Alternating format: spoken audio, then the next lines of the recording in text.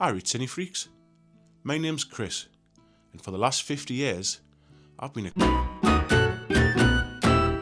Hello everyone and welcome. As you can see, things have changed. I have disappeared off the screen and I am now just going to be doing a voiceover for the quiz. I just want to see if it quickens things up a little bit, makes things a little bit more consistent, see whether people like it better. Let me know in the comments down below at the end of the video what you think of this one.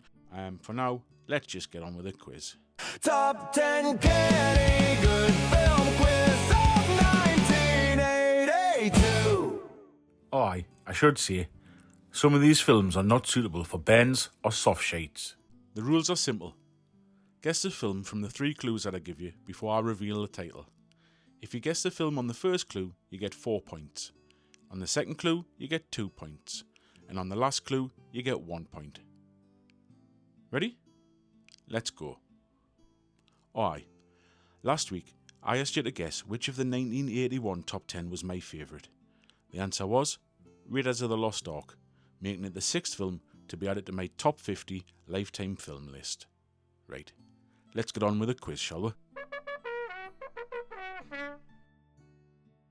The antagonist in this film is played by the actor James Remar, and he would often stay awake at night before filming his scenes to give his character a more washed out look.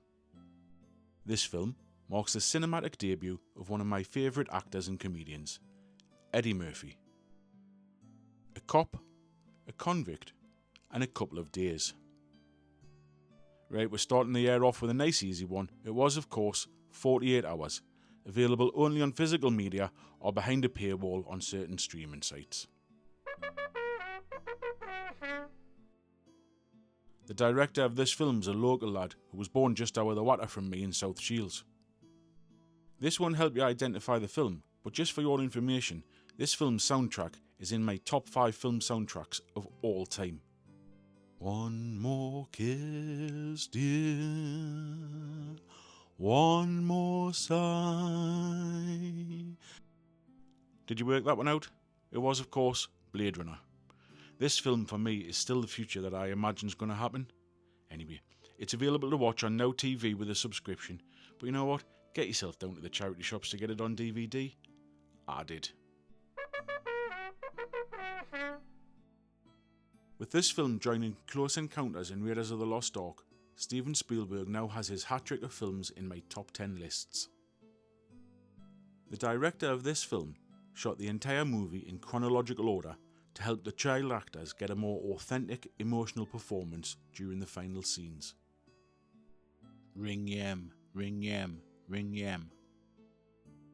The film, of course, is E.T., and it's available currently to stream for free with adverts on ITVX.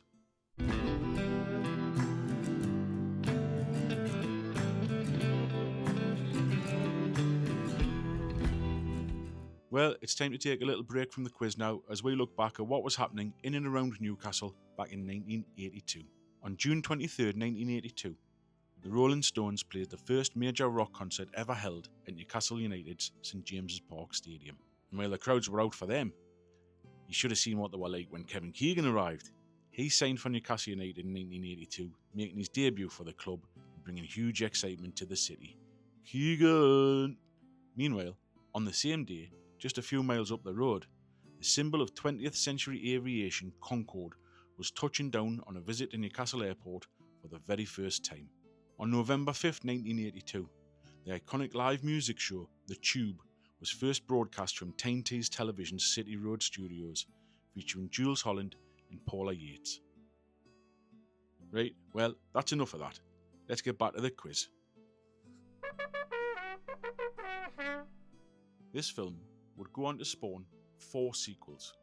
You know, the lead character in this film was originally supposed to die at the end of the film, as he does in the book, but test audiences hated it so much they decided to film a new ending. David Morrell, the author of the original novel, stated that he prefers this film over his book. Were you able to work this one out? It was First Blood. If you want to watch this via streaming, it's behind a double paywall. Yep, that's a subscription you can only have if you're already paying for another subscription. What the? The title of this film is also the title of track 3 on the album Monster by R.E.M. But hey, just like Spielberg did with E.T., this is the third film by this director to make my top 10 list to date. Welcome to the club, Martin.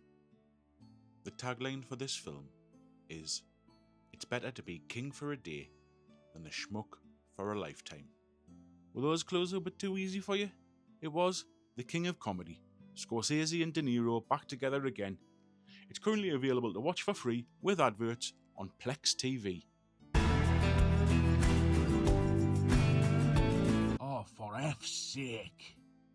The THX sound system was developed for movie theatres in 1982.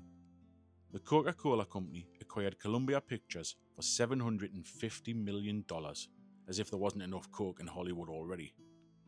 The film Tron, which was released this year, was the first feature film to use computer animation extensively, using it for roughly 15 minutes of footage of the entire film. 1982 saw the launch of the UK's fourth television channel, which was quickly followed by their film production company, Channel 4 Films, later known as Film 4. Oh, for F's sake. Really? 3 in 1 year? Oh well. This film is the third film in my top 10 list so far for director Alan Parker. Hey Alan. Marty and Steve just joined an Al. On a personal note, this film is based on an album by my most favourite band of all time, ever.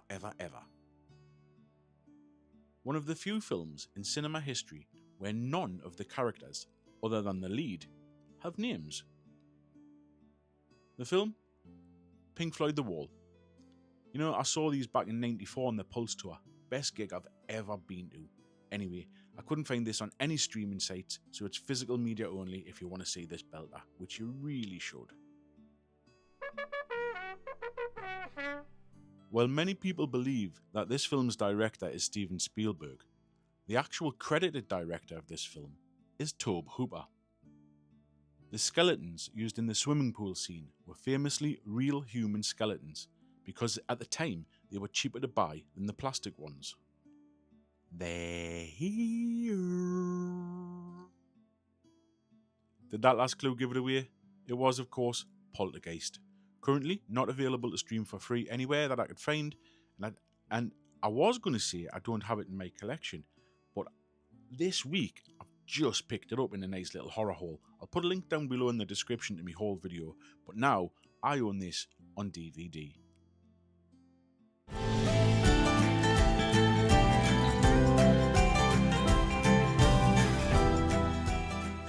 Well, of course, I couldn't do my top 10 without a few notable mentions now, could I? Turns out I'd seen a total of 50 films released this year. Here's a few that are worth a watch, but just didn't quite make me top 10. Anyway, 3 films to go. How's your points total doing?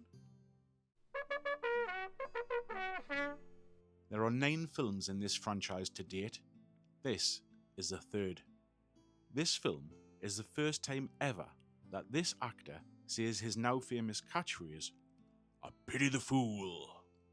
In the white corner, an incredible sight, standing nearly 7 feet, weighing 390 pounds, the undisputed wrestling champion of the world, a man who calls himself the ultimate object of desire, the mountain of molten lust, the one, the only, Thunderlips.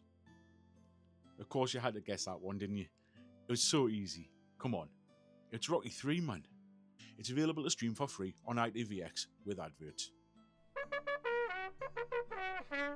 The director of this film considers it the first in his Apocalypse trilogy. Some of the unused music composed for this film was later used in the 2015 film The Hateful Eight. Hawaii 5-0.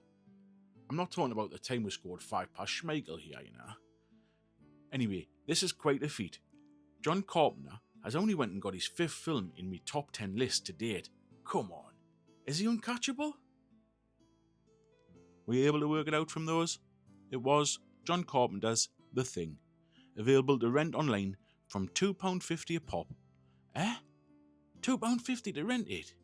You know what? I don't have this on DVD yet, so this one. You just made the list! This film marked the cinematic debut of Glenn Close, who played the lead character's mother, despite only being 4 years older than the lead actor in real life. The lead role in this film was originally offered to Christopher Reeve. This film contains one of the most painful car crash injuries known to man. Were you able to work that one out? It was The World According to Garp, not available to stream for free that I could find anywhere, so either rent online or get it on physical media. Well, that's me done with 1982. How are you doing in the quiz so far? Was your favourite film on my list? Let us know in the comments down below, and while you're there, take a guess as to what my favourite film was from that top 10, and I'll let you know next week. Till then, Canny.